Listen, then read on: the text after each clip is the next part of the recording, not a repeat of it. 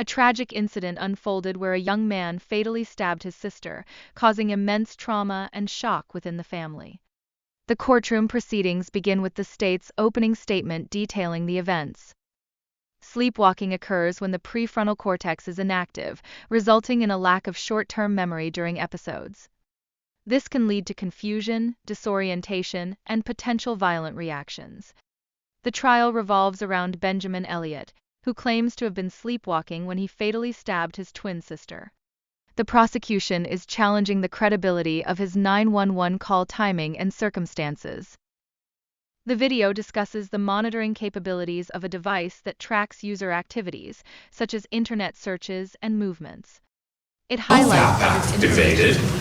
It records your steps and about how. The video discusses a serious incident involving a stabbing, highlighting the complexities of the defense's claims and the investigation process. It raises questions about mental health issues related to the defendant's actions. The video discusses a case involving technology, specifically the use of an iPhone 6 with Face ID during legal proceedings. The challenges and implications of technology in evidence gathering are highlighted.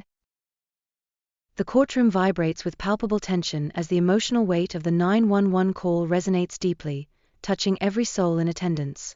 It serves as a stark reminder of the tragedy that unfolded, reinforcing the gravity of the situation and the lives forever altered by it. As the haunting audio plays, it becomes clear that the urgency of the call encapsulates the chaos of that fateful moment. The frantic voices echo through the room, offering invaluable insight into the rapid response of emergency services, crucial for piecing together the timeline of events. Yet, the legal ramifications of what was said during that call loom large over the trial. It stirs a tempest of questions regarding responsibility and the critical decisions made in the heat of panic, laying bare the contours of accountability that any legal proceeding hinges upon.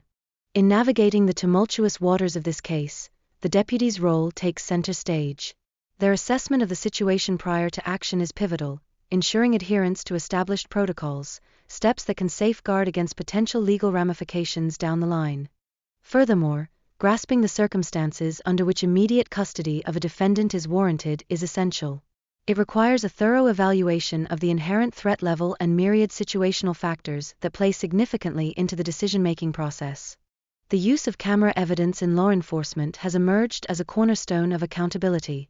This visual documentation offers a transparent lens into interactions, proving indispensable in the chase for justice and integrity. As the case unfolds, the intricate web of familial relationships comes into stark focus. The emotional burden borne by loved ones becomes palpable, especially when one member stands accused of an unspeakable act, adding layers of complexity and heartbreak to this already harrowing tale. Moreover, it's crucial to reflect on the age of the accused, only 17 at the time of the incident. This fact prompts profound discussions about maturity, the motivations that might lurk beneath the surface, and how youth shapes the perceptions of crime and consequence. Ultimately, the prosecutor's pursuit of homicide charges rests heavily upon the evidence laid bare before the court, most notably the chilling 911 call made by the defendant. This poignant recording becomes a heartbeat of the prosecution's case, encapsulating the gravity of their allegations and the path toward justice. Where's my brother? Yeah, we get a call from one of us that needs to CPR. Call from.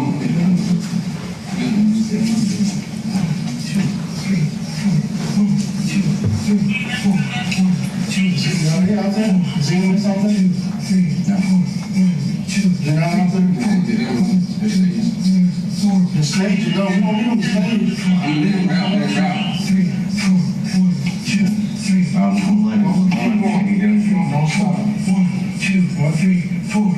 We're hitting about 3 guns. 1, 2, 3 guns. 1, 2, 3. Wait, was that one? 2, 3, 4. 1, 2, 3. You need to place yourself. You need to slow down. 2, 3, 4. 1, 2, 3, 4. 1, 2, 3.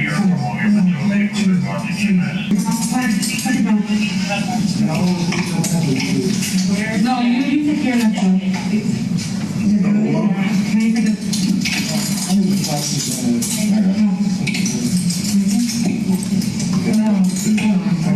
Can I take a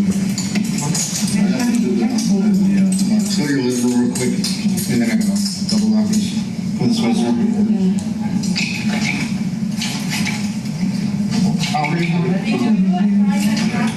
44. I don't know what all that's coming up more than 17-year-old. And then I like anything got any other? Yeah, I do. I do. If you want to walk with me real quick.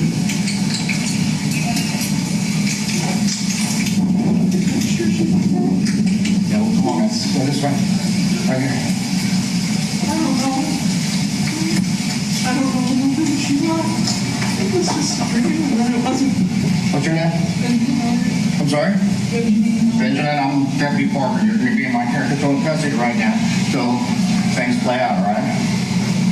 I'll treat you with respect. You do the same to me, fair enough? I don't deserve respect. I'm still funny. Pausing State's Exhibit number 5 at the 4 a.m. 59-minute 4-second mark. Deputy Parker, towards the end there, as you were walking the defendant out, you were trying to tell him you would treat him with respect and asked him if he would do the same to you. Correct. What was his response? I believe it was, I don't deserve respect, I just killed my sister. In this poignant moment, the witness opens up about her sister's autism, laying bare the profound impact it has had on her social life. The heart-wrenching challenges she encounters while striving to forge friendships speak volumes, drawing attention to an essential context that we must grasp to fully understand the complexities of this case. Her emotional tone resonates deeply, revealing not just a sister's love, but a fierce protective instinct that underscores the personal stakes involved in this testimony. The jury, aware of this fervent bond, may find themselves influenced by the nuanced undertones of care and concern that permeate her words. As the scene unfolds in the courtroom, one cannot help but absorb the atmosphere steeped in formality and solemnity. The judge sits confidently, his demeanor and attire reflecting the weight of the proceedings, impressing upon all present the serious nature of the testimony being delivered. The dialogue surrounding sleepwalking as a legal defense in murder cases reveals an intricately woven tapestry of accountability and the mental state of the accused. It stirs a multitude of questions about the nature of intention, forcing us to confront the unsettling complexities inherent in such tragic events.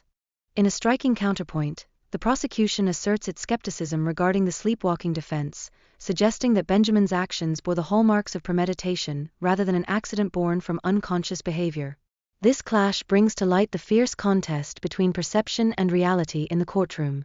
As witness testimonies unfold, they delve into Benjamin's past experiences with sleepwalking, illuminating crucial aspects of his mental state during the incident.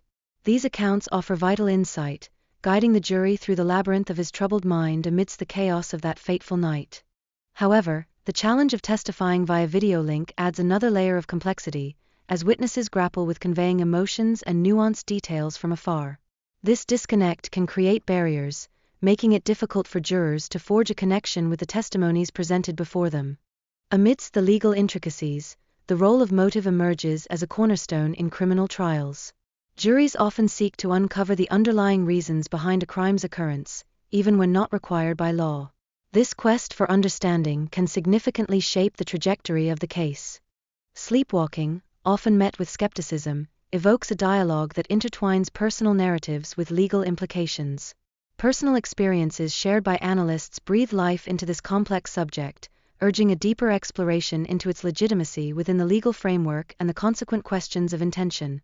The harrowing incident began with a frantic 911 call from Benjamin, whose world shattered as he discovered his sister Megan, brutally stabbed at their home.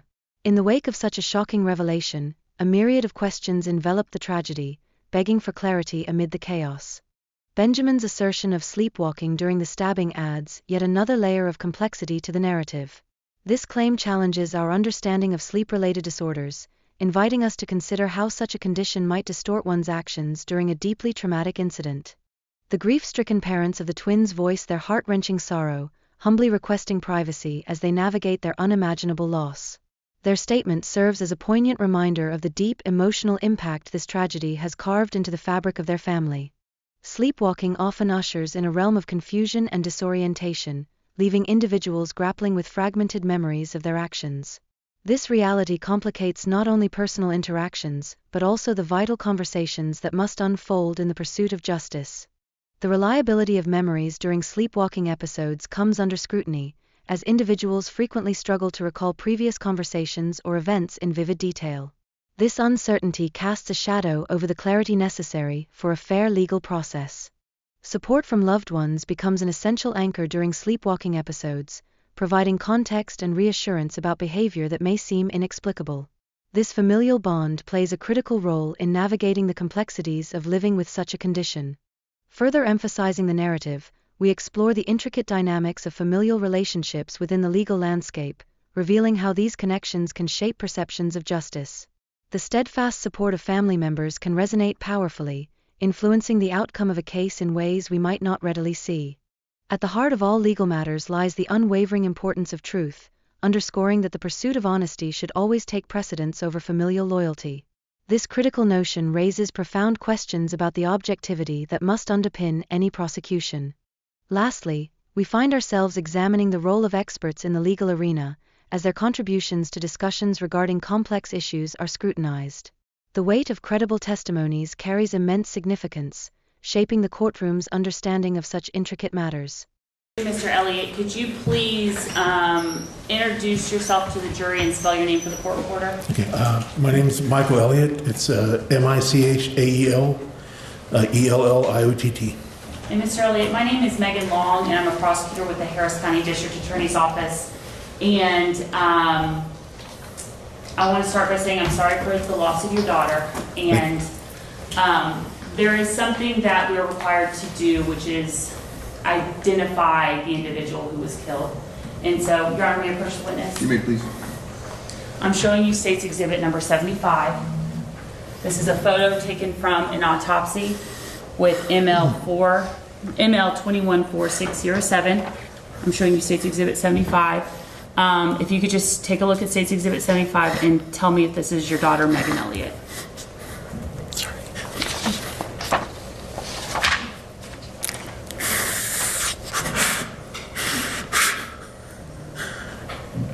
Yeah, that's Megan.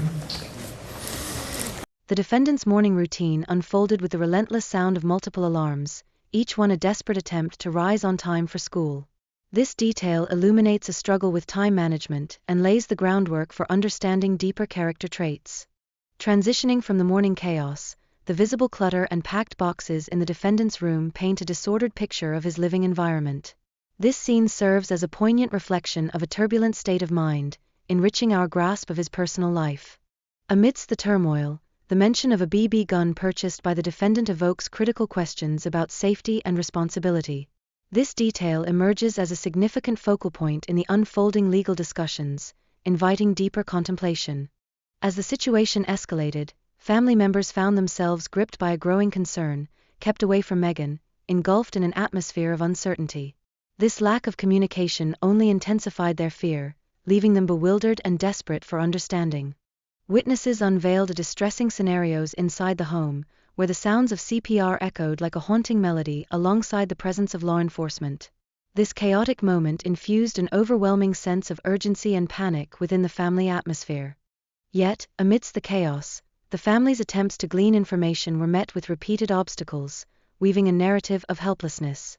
As they were shuffled around the house and ultimately confined to their car, despair took root in their hearts. Witness accounts resonate with the haunting presence of police and paramedics, amplifying feelings of urgency and fear. The mother, enveloped in dread, recalls the piercing thoughts racing through her mind concerning her daughter's precarious condition. In the aftermath of this turmoil, the mother sought legal counsel from a family friend without delay, showcasing the immediate need for support in a crisis. This moment reflects the barrage of overwhelming emotions that one grapples with in dire situations. Expert testimony regarding sleepwalking surfaced in discussions, emphasizing the rare nature of such defenses in murder cases. Legal professionals delved into the intricacies and challenges inherent in proving sleepwalking as a viable defense.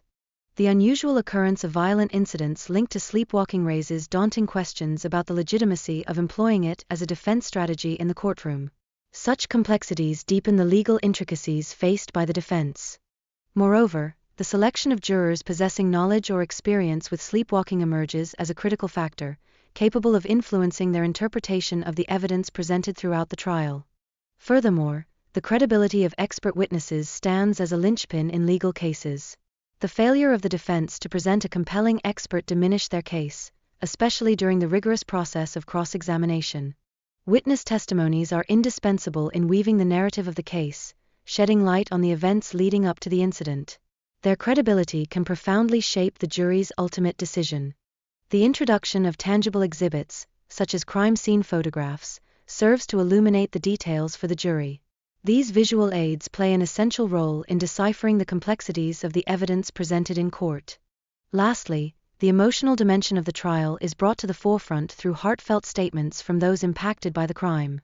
These personal testimonials possess the power to evoke empathy, intricately shaping the jury's perception of the overarching case.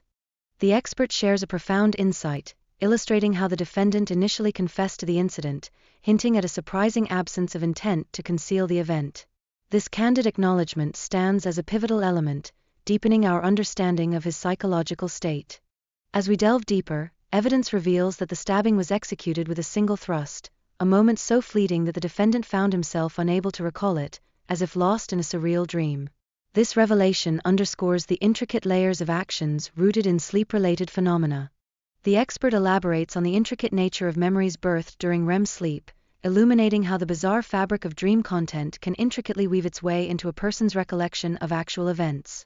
This connection beckons us to ponder the profound questions surrounding accountability in the bewildering realm of sleepwalking. In navigating the murky waters of partial memory, we uncover that individuals may construct elaborate fictitious narratives to bridge the gaps in their recollections, a common occurrence in the aftermath of trauma or under the influence of substances. This phenomenon reflects the human mind's desperate attempt to make sense of disjointed experiences.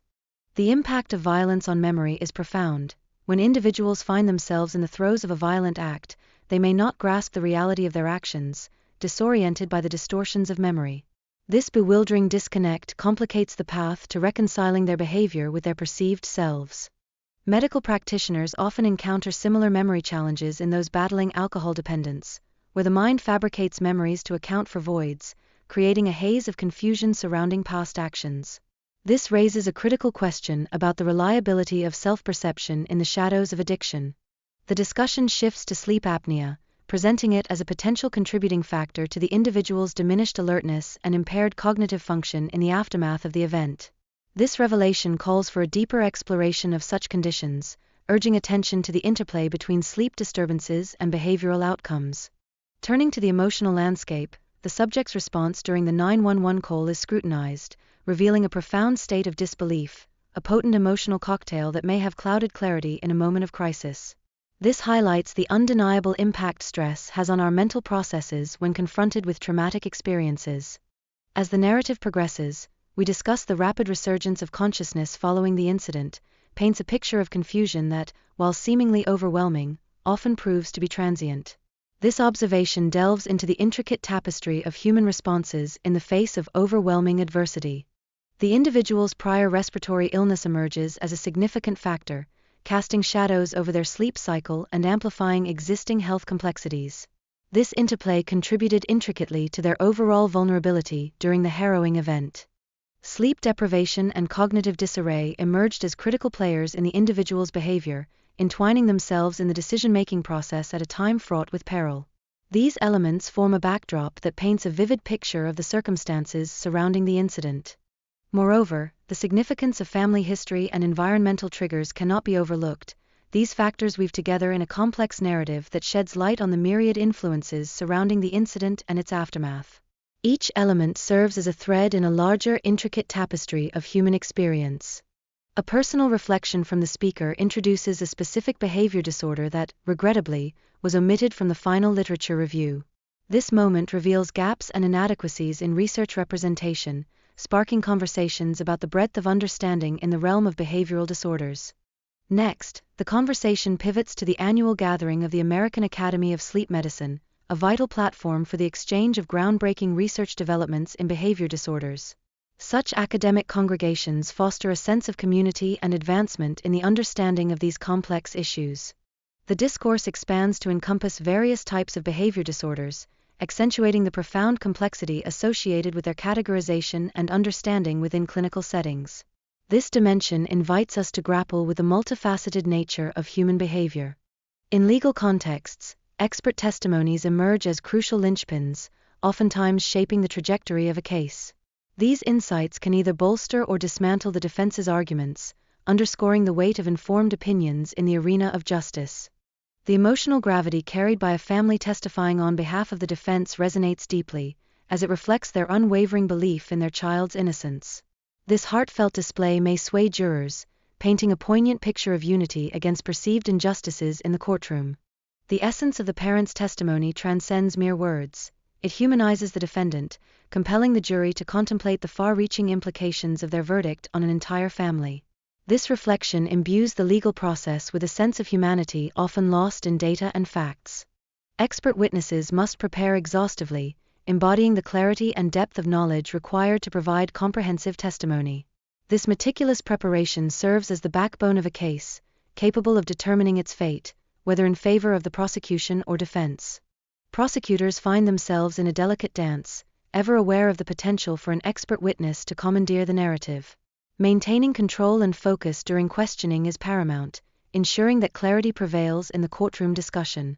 In the realm of cross-examination, a subtle approach is key. One should steer clear of directly engaging with the expert's specialized knowledge, opting instead for strategic questioning. This method can illuminate weaknesses in the testimony, all without provoking a formidable rebuttal. Please stand. In cause number 1741609, State of Texas versus Benjamin David Elliott, we, the jury, find the defendant Benjamin David Elliott guilty of murder as charged in the indictment, signed by the foreman of the jury, printed by the foreman of the jury. Is that your verdict? Yes, Your Honor. Does any side want the jury to be polled? Yes, Your Honor. Can you please poll the jury by number only? You may be seated. So this concludes y'all's jury service.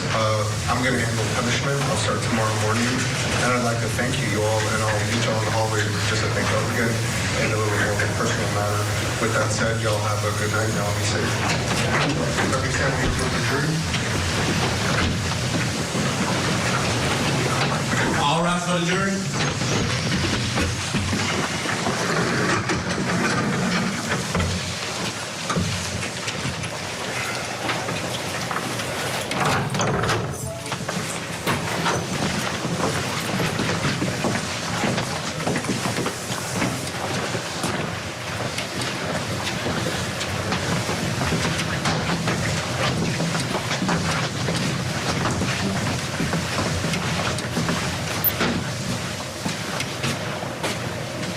Did y'all want to talk to me?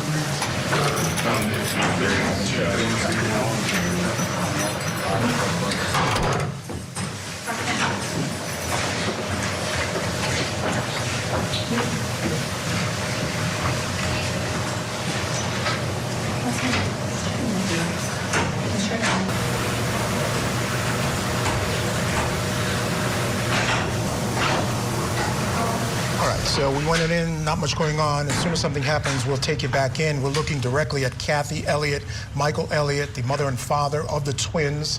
It's tough, Michael. It's tough because, like I was leading into a moment ago, I mean, your job's to seek justice. It's not just for this victim's family, but also that you send a message, for other would-be crimes. And it's tough. I've had a number of cases in which, and it normally involves just like this, family members killing family members. And